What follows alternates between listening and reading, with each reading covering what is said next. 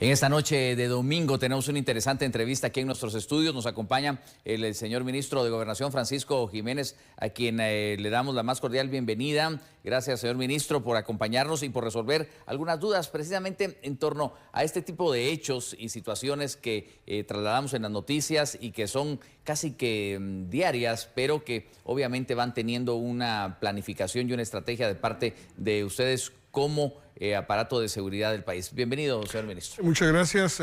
Antes que nada, felicitaciones. 37 años no son pocos y ha sido un aporte importante en la comunicación en Guatemala, así que felicidades. Muchas gracias, señor ministro. Y además agradecemos su presente porque nos hizo llegar un precioso arreglo floral, así que muchas gracias por esa preocupación también. Cuéntenos un poco, quisiera...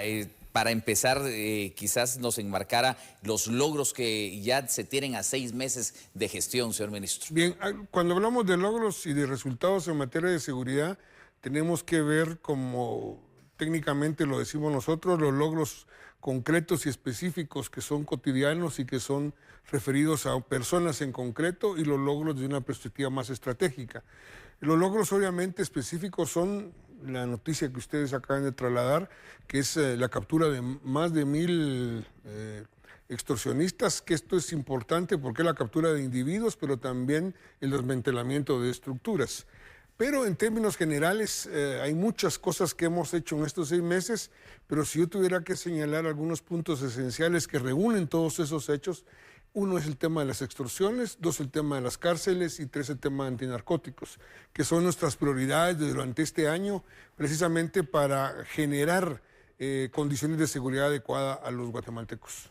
Ahora, obviamente se dividen en estos temas, pero hemos visto mucha acción policial en torno a los allanamientos. Así es. Casi que a diario se conoce de este tema, pero ¿qué tanto logro o qué tanto avanzan con tanto allanamiento? Bien, el tema de los allanamientos hay varios tipos de allanamientos, digámoslo así, pero la idea de los allanamientos es generar presión sobre las estructuras criminales, que implica en algunos casos captura de delincuentes y en otro caso implica también la obtención de las herramientas delictivas, desde armas de fuego en su diferente calibre, también el dinero que se incauta, también los teléfonos. Es decir, tiene una función tanto los allanamientos, digamos, en la ciudad, en los lugares de habitación, como en los allanamientos que se dan dentro del sistema carcelario. El objetivo fundamentalmente es limitar, ir cerrando el espacio de actuación de los criminales. Esto obviamente es un tema que no podemos visualizar como cambio rotundo de la noche a la mañana, sino que es un proceso. Pero nosotros seguimos con ese proceso porque es importante no detenernos en esa línea. La mayoría, podríamos decir, entonces, están vinculados al tema de la extorsión. La mayoría, sí. Pero estos afectan a muchos sectores, como usted bien decía, pero en específico, ¿quiénes están más castigados hoy por la extorsión? Digamos, están castigados más por la extorsión pequeños comerciantes que están, digamos, teniendo su actividad económica en diferentes puntos de las zonas urbanas. La señora que vende tortilla, la señora que vende comida, pequeños negocios, tiendas, abarroterías. Estas personas y estos son los que más salen afectados en el tema de la extorsión. El punto fundamental es que tenemos que trabajar primero para desmantelar las extorsiones que posibilitan esto, para ir bajando la tensión. Y el otro tema fundamental es la tensión, ir aumentando los controles en la cárcel. Eso tiene que ver con el tema del infiernito, de qué manera le quitamos, digamos, la capacidad de operatividad y vamos a seguir en ese esfuerzo. ¿Por qué? Porque estamos a finales de agosto, entregamos remozado el infiernito, ponemos la primera piedra de una nueva cárcel, que van a haber 3008 plazas para nuevos espacios privados de libertad, y esto nos permite con el tiempo ir reduciendo el impacto del tema de la extorsión. Es importante señalar que la extorsión tiene un impacto muy grande en la población, porque hay diferentes momentos. Está la llamada extorsiva, que es cuando la persona criminal llama a una persona. Está el momento cuando se denuncia, que nosotros lo que manejamos son datos de denuncia, cuando se denuncia la atención del grupo policial que se encarga, y el tercer elemento es cuando se paga o no se paga. cada vez más nuestro objetivo, y estamos logrando, es que en relación a la llamada extorsiva, que ya tiene impacto, cada vez se paga menos. Y esto es lo que nosotros queremos alcanzar en esos dos objetivos. El primer objetivo es disminuir el pago, tratar de resolver el problema de la extorsión de las personas, y segundo, ir generando mecanismos para bajar la llamada extorsiva. Porque de repente a mí me llaman, no pago, pero de todos modos tiene un alto impacto en mi seguridad y en mi condición personal. Ahora que usted mencionaba también esta forma de operar desde las cárceles del país, me referiría aquí a los guardias del sistema penitenciario, pero quisiera también que fuera aledaño al tema de los agentes que caen en hechos de corrupción. Así es. Porque sabemos que hay complicidades y que las hubo en el infiernito, pero también hay agentes que desafortunadamente no cumplen con su trabajo. ¿Qué ha pasado con eso? ¿Qué tan actualizada está la institución hoy día? Tenemos todavía el gran desafío de que hay que, digamos, depurar la Guardia Penitenciaria. Hay dos, digamos, grandes acciones. Una es la acción de promover la formación de nuevos guardias penitenciarios con lógicas distintas. Y la segunda acción es el control mayor. En esa línea hay dos controles, digamos, el control que deriva en una situación penal y los controles que son más disciplinarios. Los controles penales, les comento que ya hay 120 personas que fueron denunciadas ante el Ministerio Público, y sabemos que en cualquier momento pueden surgir capturas de esos 108 porque efectivamente están ya demostrándose los hechos delictivos que cometieron. El tema de trata de personas, aquel famoso caso de guardias penitenciarios que introducían a cambio de pago a mujeres para el servicio sexual de los privados de libertad. Eso es totalmente ilegal. Otros temas que tienen que ver con ser permisivos el ingreso de teléfonos, es decir, una serie de acciones. La parte legal la estamos trabajando. No puede ser de que descubramos a guardias penitenciarios y como que no sucediera nada. Deben de ser conducidos a los tribunales. En la parte disciplinaria, es, digamos, precisamente lo que usted señalaba justamente, y es cómo mejorar los protocolos y cómo hacer que se cumplan los protocolos. Ese es el mayor desafío que tenemos. ¿Por qué razón? Porque también la condición del trabajo no es muy digna o no es nada digna para los guardias penitenciarios. Tenemos que mejorar eso, pero estamos en un proceso de ir generando estos cambios, precisamente porque muchos de los guardias penitenciarios están involucrados junto con los privados de libertad, pandilleros o no, en estos hechos delictivos. Dentro de los cambios que la población apunta y exige, además, es una mayor presencia policial. Cada quien queremos en nuestro barrio, claro, en nuestro lugar de trabajo. ¿Qué tanto se está logrando? Porque creo que se identifican, de hecho, sale un estudio de zonas más afectadas por que la otras, delincuencia, ¿verdad? Nosotros tenemos como Guatemala, de acuerdo a los estándares internacionales, un déficit de 12,000 agentes en el ideal mínimo, no en el ideal máximo. En ese sentido tenemos un tema muy importante, y es que los estándares nos hablan de 30 policías por 10,000 habitantes. Tenemos 24, es decir, por 10,000 habitantes hay un déficit de 6, y en global de toda la policía de 12. ¿Qué sucede? Lo que estamos haciendo son dos cosas. Uno, el trabajar con nuevos cuadros policiales. Estamos cambiando toda la lógica de reclutamiento para ir cubriendo esos puestos. Otro es un reajuste del despliegue policial que nos permita dos cosas. No podemos estar en todos los lugares necesariamente. ¿Por qué? Porque no tenemos suficientes agentes, pero tenemos que tener la capacidad, dentro de nuestras limitaciones, de responder rápidamente a los hechos. Si ustedes se dan cuenta, efectivamente hay hechos delictivos donde hay respuesta casi inmediata de la policía. No está la policía presente, pero se está movilizando, y eso permite poder tener en algunos casos mayor reacción.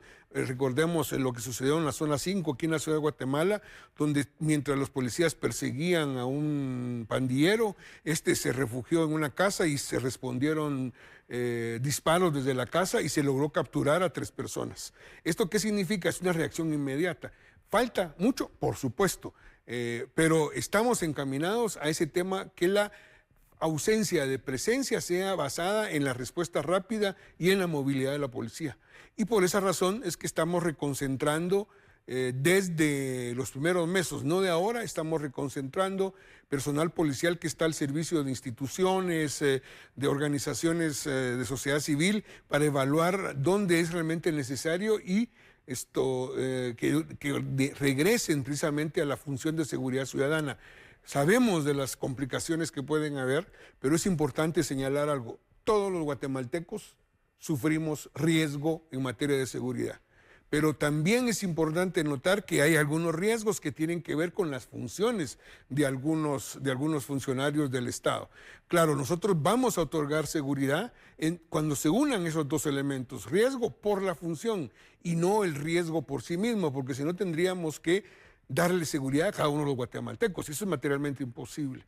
Entonces, estamos en estas políticas que a veces, digamos, como no se conoce toda la estrategia, pareciera una cosa aislada, pero estamos trabajando en esta lógica porque al fin y al cabo nosotros nos debemos a la población. Señor ministro, otros interesados en obtener respuesta, aparte de la población, de lo que usted ha planteado y que seguramente ahora cada quien estará pensando en su comunidad y en diferentes hechos, pero son los señores diputados. Y usted tiene precisamente esta semana una interpelación en el Congreso de la República. ¿De qué se trata la interpelación? ¿Quiénes son los que lo llaman y qué cree usted que va a salir de la misma? Bien, la interpelación es una herramienta constitucional que tiene, una herramienta parlamentaria que tiene el Congreso de la República para establecer el criterio de rendición de cuentas. Pero la rendición de cuentas conduce a lo que es un juicio político. ¿Y qué es un juicio político? Es una situación que los diputados evalúan en función de las preguntas que hacen, si deben o no pedirle al presidente que me pida la renuncia como ministro. Entonces, el juicio, la interpelación, sí es rendición de cuentas, pero es más un juicio político. Muchas veces está motivado por razones técnicas, es decir, este ministro no está haciendo bien su trabajo. Muchas veces por razones de carácter puramente político. Este ministro no está en nuestras dinámicas de la cuestión política y tenemos que prescindir de él. Yo no sé las motivaciones de esta interpelación, no puedo saber las motivaciones de la diputada Sandra Jovel, que fue la que me está interpelando, es solo ella, no hay otros diputados que lo hayan solicitado, pero independientemente de cuáles sean las motivaciones de ella, porque al final ella tendrá sus motivaciones, nosotros lo estamos viendo como una ventana de oportunidad. Nosotros lo estamos viendo como un ejercicio de rendición de cuentas. Si los diputados son electos por la población, efectivamente tenemos que rendir las cuentas a la población, y en este caso a través de las preguntas que nos hagan los diputados. Nosotros esperamos que sea una interpelación de altura, en el sentido que las preguntas sean para responder las inquietudes de la población en materia de seguridad y otros temas que tenemos en el Ministerio de Gobernación. De ahí, digamos, veremos cómo evoluciona.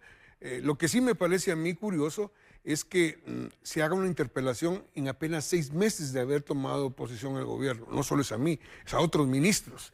Es decir, digamos, son muy exigentes y muy rígidos los diputados de pedirnos rendición de cuentas a solo 6 meses de haber tomado posesión, lo que nos hace leer que es un tema puramente político. Bueno, estaremos pendientes de la misma y, como usted dice, de otros temas, para lo cual pues ya tendremos la posibilidad de una siguiente entrevista. Pero si hay algo puntualmente que usted quiera agregar. Yo quisiera agregar el tema de antinarcóticos, es otro tema de resultados. Más de 10 toneladas decomisadas en estos 6 meses, que implica el consumo en un año de lo que consuman en el estado de la Florida, en Estados Unidos. O sea, no es poca cosa. Son 1.500 millones de quetzales que le hemos quitado a los grupos criminales organizados, y se lo hemos quitado porque el dinero, o lavan ese dinero o lo utilizan para otros delitos donde hoy se invierten en otros hechos criminales. Entonces, antinarcóticos ya es una tarea, no solo porque queremos evitar que nuestro aliado estratégico le llegue esa droga a su territorio, sino también ya es un problema nuestro. Y en eso hemos dado también muchos resultados. Pues muchas gracias por compartir estos temas. El tiempo se nos va muy rápido en este noticiero, en la televisión, como se suele decir, pero ya tendremos una siguiente oportunidad. Sin embargo, ha sido de mucha utilidad escuchar todos estos aspectos que son, le decía, la preocupación, el pan nuestro de todos los guatemaltecos. Sí, claro, sí, y nuestro compromiso es que seguiremos trabajando para dar resultados y y vamos con objetivos claros por semestre, por trimestres, trabajando con el compromiso que la seguridad de la gente es lo más importante de nuestra gestión. Muchas gracias, señor ministro Francisco Jiménez, ministro de Gobernación, en esta interesante entrevista. Vamos a detenernos por unos instantes y continuamos con más aquí en Noti7.